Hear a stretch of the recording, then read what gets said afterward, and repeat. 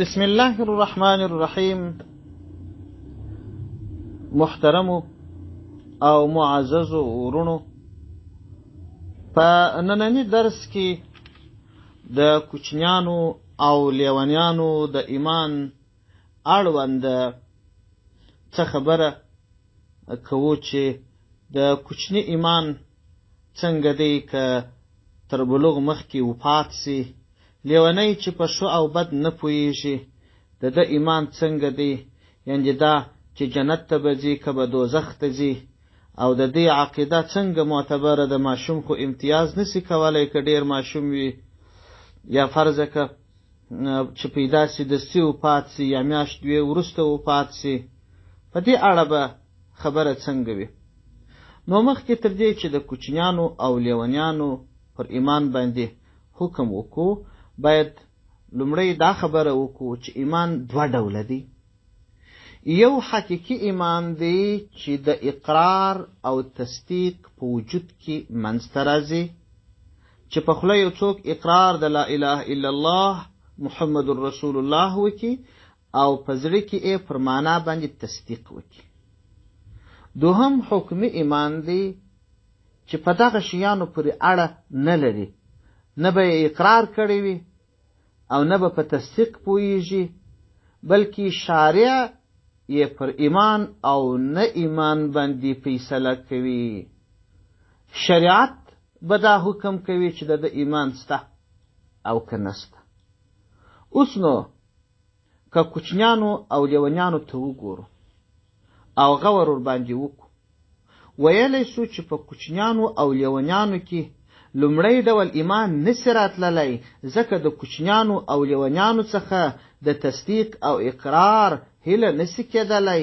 که یو څه ووایي هغه به هم غیر شعوري وي، ځکه دوی د دغه شیانو د اقرار او د تصدیق جوګه نه دي. بالاخره شریعت پر دوی باندې د حکمي ایمان فیصله کوي، یعنې دا چې دوی مؤمنان دي، البته ایمان حکمي ایمان دی. د عائشة بی رضی الله عنها یو روایت دی. وعن عائشة رضي الله تعالى عنها قالت قلت يا رسول الله زراري المؤمنين قال من آبائهم فقلت بلا عمل قال الله أعلم بما كانوا عاملين فقلت فزراري المشركين قال من آبائهم قلت بلا عمل قال الله أعلم بما كانوا عاملين. عائشہ بی بی رضی الله عنها فرمایي، وای ما د رسول الله صلی الله علیه وسلم څخه پوښتنه وکړل چې د مؤمنانو کوچنیان څه حکم لري، یعنې دا چې مؤمنان دي که نه دي، جنت ته به ځي که به نه ځي. رسول الله صلی الله علیه وسلم راته وفرمایل د مور او پلار تابع دي. ما ورته وویل بې له کوم نیک عمله؟ رسول الله صلی الله علیه وسلم وفرمایل الله جل جلاله د دوی پر راتلونکو کړنو باندې ښه عالم دی. ما ورته وویل یا رسول الله نو د کافرانو کوچنیان څه حکم لري؟ رسول الله صلی الله علیه وسلم راته وویل د خپل مور او پلار تابع دي. ما ورته وویل یا رسول الله بې له کوم بد عمله؟ رسول الله صلی الله علیه وسلم وفرمایل الله جل جلاله د دې پر راتلونکو کړنو باندې عالم دی. د دغه مقدس حدیث څخه معلومیږي چې کوچني اولادونه په ایمان او کفر کې د مور او پلار تابع دي، ځکه الله جل جلاله د دوی پر راتلونکو کړنو باندې علم لري، یعنې چې دوی به کفر کوي او که به اسلام ته راځي. حاصل دا چې د مؤمنانو کوچني اولادونو ته مؤمنان ویل کیږي او د کفارو کوچني اولادونه د خپل مور پلار په کفر کې تابع بلل کیږي. او لیونیان هم همداسې حکم لري. دا چې د کوچنیانو مړینه د ماشومتوب پر مهال رامنځته سي او وروسته به دوی په جنت کښې وي او که به په دوزخ کښې وي، په دې اړه باندې علمای کرامو ډېرې څېړنې کړي دي او ډېر تحقیقات یې کړي دي او ډېر اختلاف یې هم په منځ کښې دي. خو دومره باید ووایو چې د کوچنیانو په اړه امام نووي رحمه الله د صحیح مسلم په شرح کې فرمایلی دي د کوچنیانو د جنت او دوزخ په اړه 3 مذهب دي. اول، دوی د مور او پلار تابع دي، یعنی که مور او پلار مؤمنان و دوی به جنت ته ځي، او که مور او پلار کافران و دوی به دوزخ ته ځي. دوهم، توقف پکښې پکار دی، یعنی د دوی په اړه باید داسې پریکړه وسي چې الله جل جلاله علم ورباندې لري چې د دوی سره څه معامله کوي، دوزخ ورکوي او که جنت ورکوي. دریم، کوچنیان به په جنت کې وي. دغه دریم قول بعضو علماو صحیح بللی دي. دغه تحقیقات دا خبره چې مې وکړل رد محتار په جلد اول صفحه 629 کې رانقل کړې. هغه علما چې کوچنیان به جنت ته ځي په اړه د پیغمبر صلی الله علیه وسلم د معراج په واقعه کې یوه برخه رانقلوي.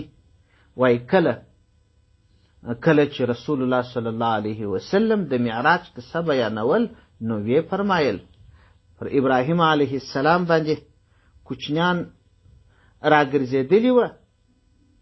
اصحابو کرامو رضوان الله تعالی عنهم عرض وکړي یا رسول الله د کافرانو کوچنیان هم ورباندې راګرځېدلي وه.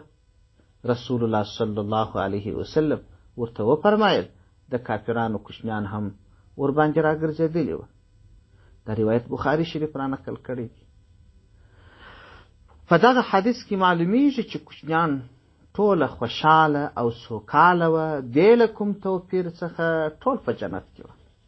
همدا ډول الله جل شانه فرمایي وما كان ربك مهلك القرى حتى يبعث في أمها رسولا يتلو عليهم آياتنا وما كنا مهلك القرى إلا وأهلها ظالمون.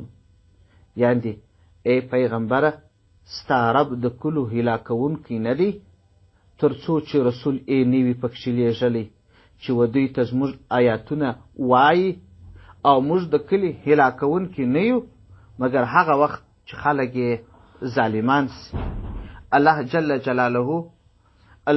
جلاله هیڅ چاته دا بهانه نه پرېږدي چې د قیامت په ورځ ووایي ای الله موږ په ښو او بدو کړنو نه پوهېدو، موږ ته پیغمبر نه و راغلی چې موږ یې د ښو او بدو کړنو په توپیر پوه کړي وای. که موږ پوه وای هیڅکله به مو سرغړونه نه وای کړې. او نه چاته دا بهانه پرېږدي چې ووایي موږ د ښو کړنو دپاره وخت نه دی پیدا کړی چې موږ کړي وای. په هر صورت د الله جل جلاله رحمت د قهر او عذاب په پرتله ډیر دی، ځکه الله جل شانه فرمایي انه لا ییأس من روح الله الا القوم الکافرون. بېشکه شان دا دی د الله جل جلاله د رحمت څخه یوازې کافر قوم نا امیده کیږي چې کافران نه وي، کفر یې نه کړی، کسبي کفر یې نه کړی، هغه د الله جل شانه د رحمت څخه نه نا امیده کیږي. دا چې مؤمنان دی او ماشومان یې دی الله جل شانه ته زیات امید دی چې دی جنت ته ولیږي.